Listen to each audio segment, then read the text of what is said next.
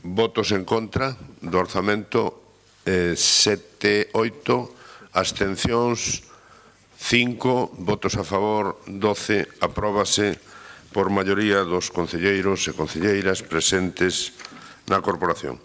Deste xeito quedaban aprobados os orzamentos do Concello de Pontevedra pro 2018, un pleno no que houbo poucas novidades sobre a mesa que non se dixeran con anterioridade.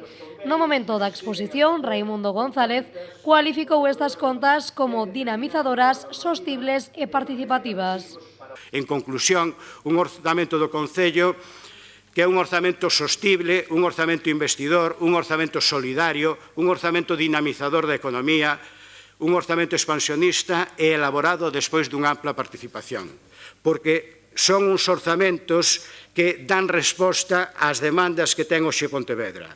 É un orzamento, como dicía ao inicio, que ten como obxectivos o reequilibrio territorial e medidas reais de adaptación ao cambio climático. Pola súa banda, a concelleira e voceira de Ciudadanos dixo que non se quixo reunir co goberno local ou considerar que estes orzamentos son totalmente involutivos para a cidade. Yo no me senté con ustedes para negociar los presupuestos, porque la involución no se negocia.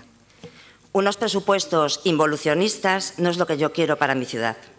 Nosotros no somos un partido del pasado con ideas del pasado. Nosotros lo que queremos es un futuro para todos y para todas. Y no voy a seguir argumentando sobre unos presupuestos que yo realmente considero viejunos y que nos mantienen en ese pasado.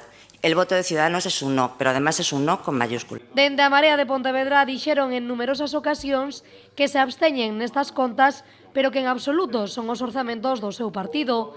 Quixeron recalcar que se trata dos orzamentos do BNG, un partido que goberna en minoría. Luís Rei agarda que o goberno nacionalista cumpra cos acordos adoptados co seu partido.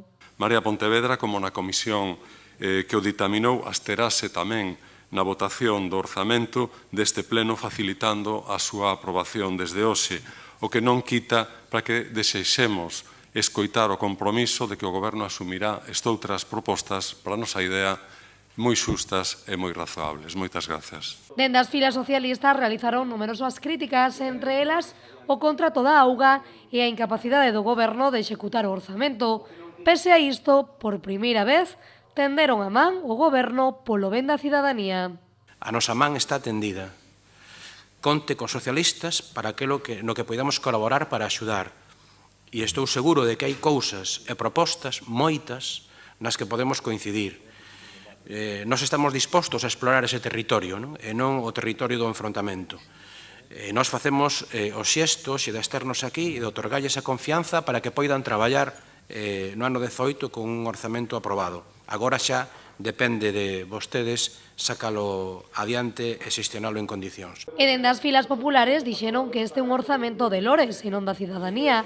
Fixeron numerosas alusións a que estas contas, unha vez máis, foron aprobadas en Santiago e non en Pontevedra, e dixeron que se trata duns orzamentos que aportan cartos a obras do pasado e non a futuras, algo que consideran inaudito. Por lo tanto, este no es el presupuesto que quiere Pontevedra, es el presupuesto que le conviene a usted, señor Fernández Lores, y que a Marea le conviene aprobar, y hablan ahora de que es el presupuesto del cambio climático. Yo me conformaría con que fuera el presupuesto del cambio, pero ni eso.